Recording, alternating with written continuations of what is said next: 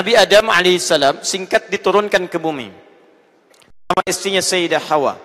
Karena memang tugas hidupnya bukan di langit tapi di bumi. Quran surah kedua Al-Baqarah ayat 30, paling kiri sebelah atas. Wa idz qala rabbuka lil malaikati inni ja'ilun fil ardi, bukan fis sama, khalifah.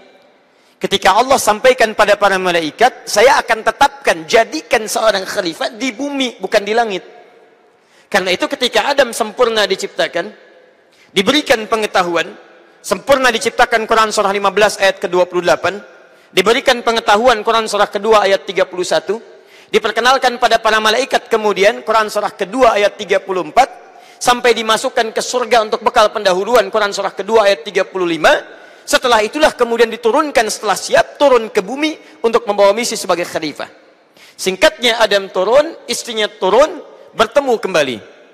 Baik, konon disebutkan Adam turunnya di kisaran daerah India, Asia Selatan. Di Adam turun wilayah India, kata para sejarawan. Hawa turun sekarang daerah yang disebut dengan Jeddah. Jeddah itu dari bahasa Arab, Jeddah, nenek. Karena di tempat inilah nenek moyang manusia diturunkan. Kalau Anda umrah, Anda ke Jeddah, suka mampir ada masjid terapung, nama masjidnya Masjid Ar-Rahmah.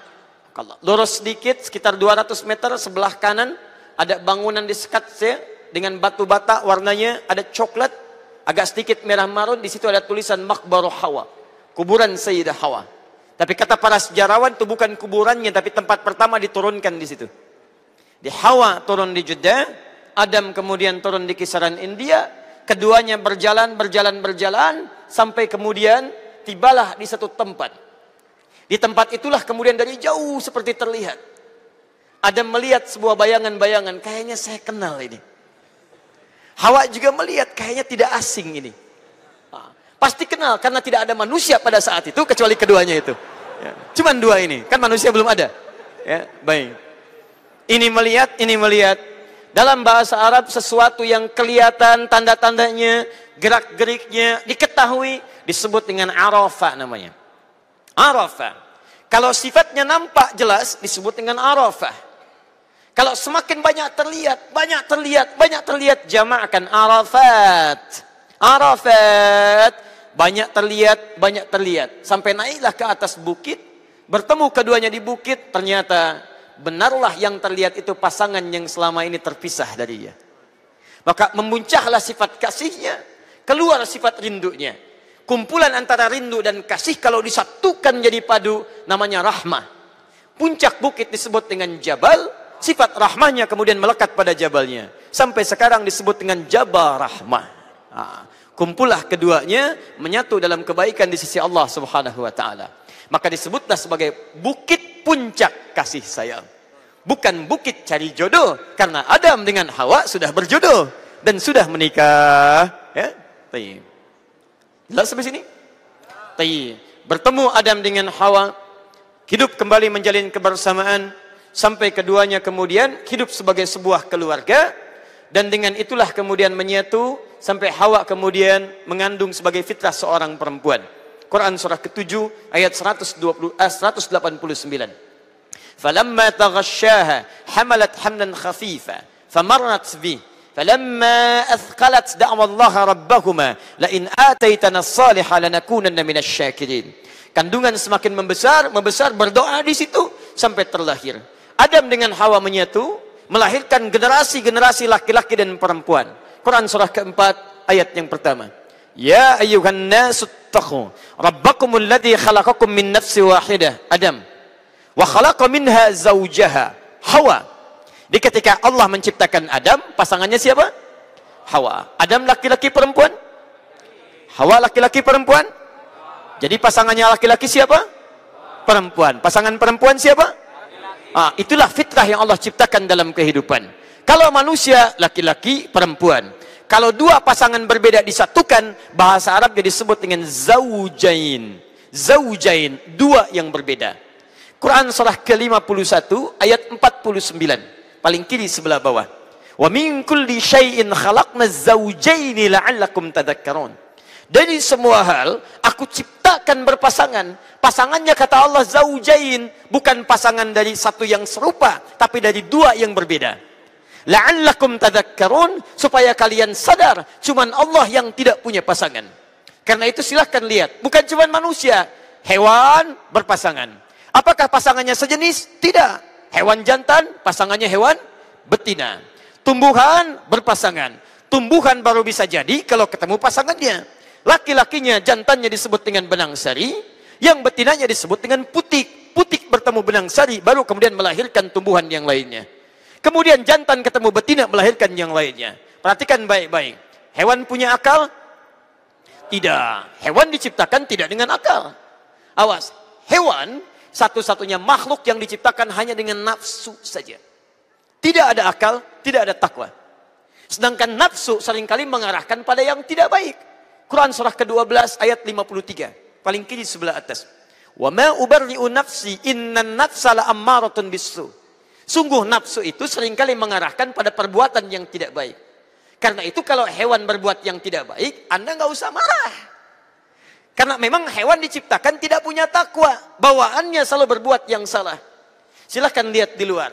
Kuda jalan-jalan keliling Lombok tidak pakai celana. Nggak malu dia. Biasa saja Anda lewat dia ketawa. Masya Allah. Kuda, karena dia kuda. Dia tidak punya takwa, dia tidak punya akal. Jadi kalau kuda lewat gak pakai celana, Anda gak usah iseng. Ih, gak malu ya. Anda yang gak ada kerjaan. Ibu ngepel lantai. Lantai selesai, ayam buang kotoran. Ibu gak usah marah. Memang dia tidak punya akal. Dasar ayam, memang begitu. Ibu gak marah pun dia buang kotoran. Ayam. Tapi luar biasa. Kambing tidak punya akal. Kuda tidak punya akal. Takwa tidak punya. Tapi fitrah berpasangan dengan instingnya masih bisa menemukan pasangan yang baik.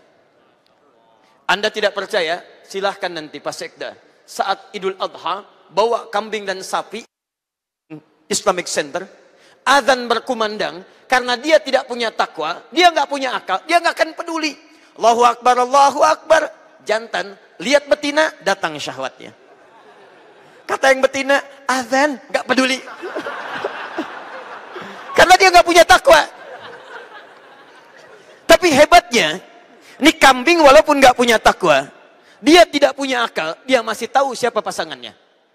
Tunjukkan kepada saya, pernahkah ada di Lombok kambing homo? Anda nggak akan temukan. Saya tinggal di beberapa negara belum pernah menemukan kambing homo. Ada sapi lesbi, Pak? Tidak ada.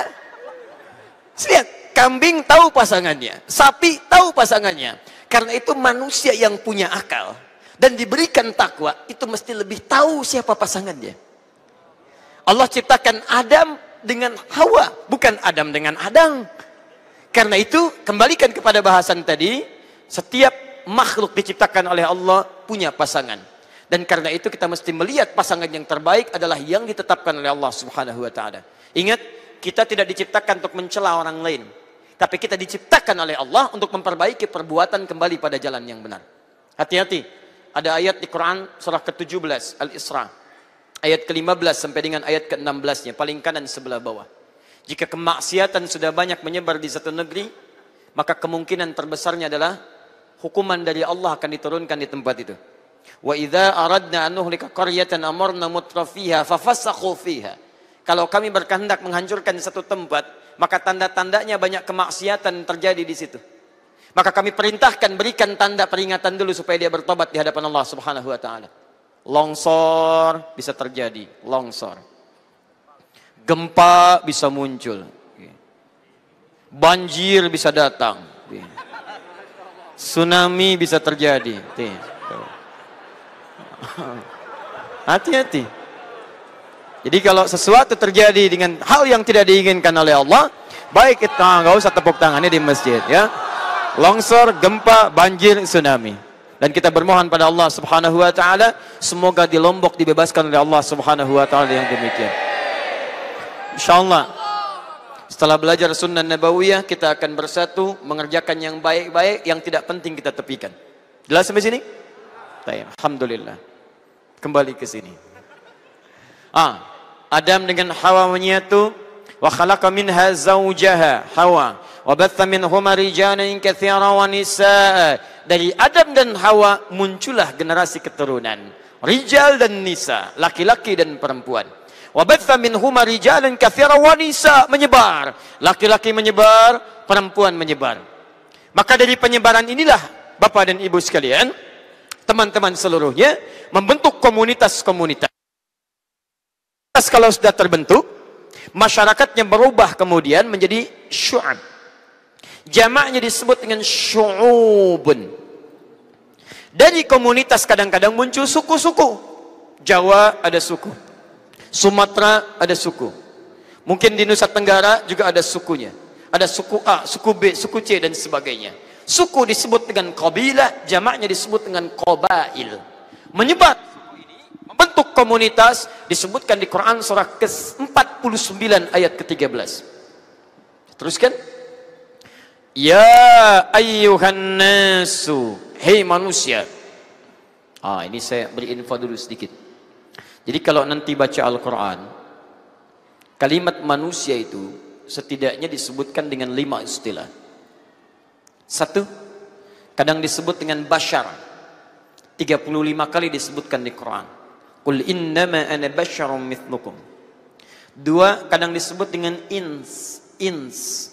Selalu dipasangkan dengan jin. Pasangan ini disebutkan 18 kali di Quran. Ya ma'syaral jinni wal ins, wa ma khalaqtul jinna wal ins. 3, insan. 65 kali disebutkan di Quran. Di 63 ayat berbeda, di 43 surah yang tidak sama. Bahkan dikhususkan satu surah, surah ke-76, surah Al-Insan. Hal ata 'alal insan. 4, kadang disebut dengan Bani Adam untuk menunjuk asal mula keturunannya dari Adam alaihissalam. 7 kali disebutkan dalam Al-Quran dalam penempatan ayat yang berbeda. Dan yang kelima, ini yang mau saya sampaikan. Kadang disebut dengan An-Nas. 241 kali disebutkan di Quran. Nas, surah paling favorit, surah ke-114. Qul a'udzu birabbin nas. Kalau disebutkan An-Nas, itu artinya menyebut seluruh manusia dengan sifat sosialnya, dengan komunitasnya, dengan penyebarannya seluruhnya tanpa kecuali. Perhatikan. Ya ayyuhan nas, hei semua manusia, tanpa kecuali, yang ada dimanapun, dari masa manapun, menyebar dimanapun. Perhatikan kalimatnya. Inna khalaqnakum min dzakarin wa untha. Kami ciptakan kalian dari ada yang laki-laki dan perempuan. Wa ja'alnakum syu'uban wa qabail. Setelah itulah kemudian kalian menyebar. Syu'ub, tadi saya jelaskan, membentuk komunitas-komunitas. Tadinya RT, jadi RW, jadi kecamatan, jadi kabupaten, jadi provinsi Nusa Tenggara Barat, Nusa Tenggara Timur, jadi negara Indonesia, jadi benua, kemudian Asia, jadi dunia. Itu disebut dengan syu'ub namanya. Wa qabail, ada suku-sukunya, ada suku Dayak, ada suku Sunda, ada suku Jawa, suku macam-macam. Bahkan jangankan dunia, Indonesia saja disebutkan oleh Profesor Ahmad Mansur Suryanegara dalam bukunya Api Sejarah, jilid yang pertama, terbitan Salam Madani, pada bulan April atau Jumadil Ula, halaman ke-19, paling kanan sebelah atas, paragraf kedua baris 1 sampai dengan 5. Indonesia saja itu daratannya 2 juta kilometer persegi, lautannya 3.200.000 kilometer persegi, luasnya 5.200.000 kilometer persegi. Maaf, pulaunya saja 13.677 pulau. Itu belum termasuk Pulau Gadung, Pulau Mas, Pulau Abang dan sebagainya.